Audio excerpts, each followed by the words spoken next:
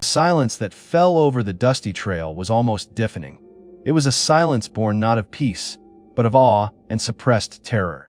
In the middle of the golden expanse of Kruger National Park, where the afternoon sun painted the vast savanna with shades of amber and rust, a group of cyclists had come to an abrupt, collective halt.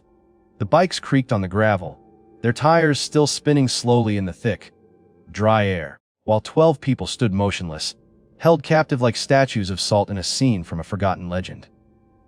Just 50 meters away, emerging from the deep shadow of a gnarled acacia tree, a full-grown male lion watched them. His golden eyes seemed to hold the secrets of 1,000 forgotten hunts, an ancient, knowing gaze that pierced the veil of modern existence. Simba, as he had been named by the local guides, was no ordinary lion. At 6 years old, he sported a magnificent mane that flowed like dark silk in the wind, a regal crown that framed a face of immense power and serene authority. His imposing stature had already become a legend among the park rangers, a testament to his dominance and strength. At that moment, however, something about his behavior puzzled even the most seasoned guides. Instead of the haughty, aloof posture typical of an apex predator, Simba stood still, his head tilted slightly, his nostrils flared, sensing something in the air that only he could perceive. "Nobody move," whispered James Mitchell, the lead guide. His decades of experience in the African savanna made every word carry with it a sense of restrained, absolute authority. "Keep your bikes between you and the animal. Breathe slowly." But Simba showed no signs of aggression. His massive muscles weren't tense for an attack. His ears weren't flattened against his head in a posture of menace. Instead, something almost contemplative, something profoundly deliberate, emanated from his posture. The lion took a step forward, then another, moving with the fluid, effortless grace characteristic of his species, but without the predatory urgency that everyone feared. It was then that Dr. David Cooper, a retired veterinarian from the third position in the group, felt something deeply familiar stir in his chest. A strange sensation, an electric chill, a feeling almost like déjà vu, ran down his spine. There was something about the lion's movements, the way he tilted his head, that awakened memories buried deep in his consciousness, memories he thought had been lost to time. "My God," whispered Emily, a tourist from the group, her voice barely audible, a mixture of disbelief and fear. He's coming toward us." And indeed he was. Simba walked down the trail with measured but deliberate steps, his eyes fixed not on the group as a whole, but specifically, and with an undeniable purpose, on David. The retired veterinarian, who had decided to take this trip as a way to reconnect with his lifelong passion for African wildlife, felt his heart race not only from fear, but from something inexplicable, a memory pulsing with a life of its own. The other cyclists began to slowly back away, following Mitchell's hushed instructions, but David remained motionless. Not out of fear, but out of a growing, consuming curiosity that kept him mesmerized. There was something in that lion's eyes, a depth, a familiarity, that made him question his own sanity. Simba stopped just 10 meters away. His golden eyes met David's, and for a moment that seemed to stretch into eternity, time stood still on the African savanna. The lion then sat up on his hind legs, an unusual behavior that made Mitchell frown in utter confusion. "This isn't normal," the guide whispered to his assistant, Thabo, a local ranger who had grown up watching lions since childhood. "In 25 years, I've never seen a wild lion behave like this with strangers." But Thabo was equally perplexed, his eyes darting between the magnificent animal and the man in a dance of incomprehension. "It's as if he knows that man," he murmured back, "as if he's recognizing someone." David felt something stir in his throat, a lump of emotion he couldn't explain. Slowly, very slowly, he climbed off his bike and took a step forward. The movement should have alarmed Simba. It should have triggered his predatory instinct with explosive force. But instead, the lion let out a low, rumbling sound, almost like a deep purr, which echoed across the savanna like distant thunder, a sound that seemed to transcend the physical world. "David, no!" Mitchell's voice cut through the air like a whip, a final, desperate warning, but David was beyond the reach of words. Something ancient, something primal, an unbreakable bond, pulled him toward that magnificent animal. It was then that the memories began to flow, like a broken dam unleashing a torrent of emotion. 7 years earlier, the Wildcat Rehabilitation Center, 200 miles away.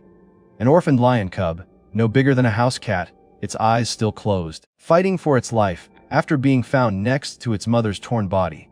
David remembered the sleepless nights, the feedings every 2 hours, the tiny, fragile body trembling against his chest as he hummed improvised lullabies. He remembered the specific shade of gold in the cub's eyes when they finally opened for the first time. "Simba," David whispered, the word escaping his lips like a prayer. "My little Simba!" The effect was instantaneous and devastatingly profound. The lion sprang to his feet, not to attack, but to move closer, his eyes widening with a recognition that transcended any scientific explanation.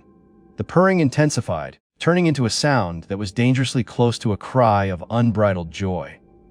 The observers stood speechless as Simba began to circle David, keeping a respectful distance, but clearly exhibiting behaviors he normally reserved for other lions in his coalition. The animal lowered his massive head and rubbed it gently against the air, a gesture of affection and remembrance that made David's heart break and mend simultaneously. "Impossible," Mitchell muttered, his hands shaking as he slowly reached for his camera, only to let it fall to his side, forgotten. "This is absolutely impossible." But Thabo, whose ancestors had shared these lands with lions for countless generations, shook his head with a wisdom that transcended Western science. "Animals remember love," he said simply. "They remember who saved them." Tears began to roll down David's face as more memories came flooding back. The cub he had fed with a special bottle, who slept curled up in his hands, who followed him around the rehabilitation center, as if David were his surrogate mother. The same cub he had helped release on that same reserve 2 years later, when Simba had grown old enough to survive on his own in the wild. "You remember me?" David whispered, his voice breaking with emotion. "After all these years, you still remember." Simba stopped circling and sat down again, this time even closer, with deliberate movements that were impossibly gentle for a predator of his size. The lion leaned forward and touched his nose to the air near David's face, the closest he could get to a hug without breaking the barriers between them.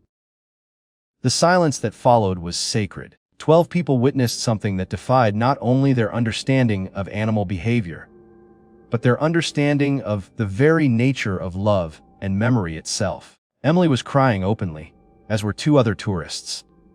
Mitchell had stopped trying to document the moment and was simply watching, his camera forgotten in his trembling hands. 15 minutes that felt like 15 hours remained together on the dusty trail. The man spoke softly, telling the lion about his life in the years since, about how he had never forgotten the cub he had saved, about how he had hoped he would thrive in the wild. Simba listened, his golden eyes never straying from David's face, occasionally emitting low, rumbling sounds that sounded eerily like responses. When Simba finally rose to leave, he did so with a dignity and a sense of ceremony that seemed appropriate for the closing of a sacred meeting.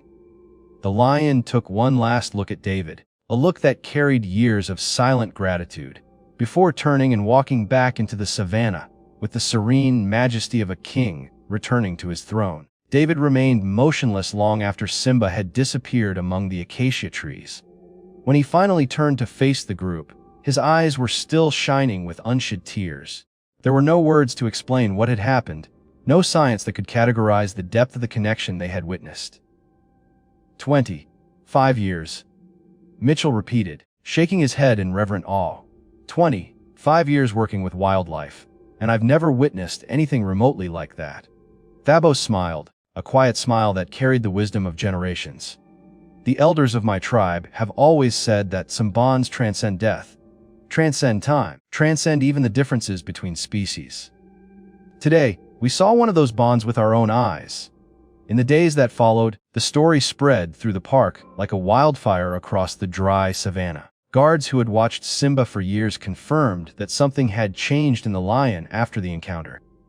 He seemed more complete somehow, more at peace, as if an old, emotional wound had finally healed. David extended his stay in Kruger by 2 weeks, returning daily to that trail in the hope of seeing Simba again. On 3 occasions, the lion appeared in the distance, always acknowledging David with a glance and an almost imperceptible nod before disappearing into the golden vastness of the savannah. On his last night in Africa, David sat in his hotel room and wrote a letter that would never be sent.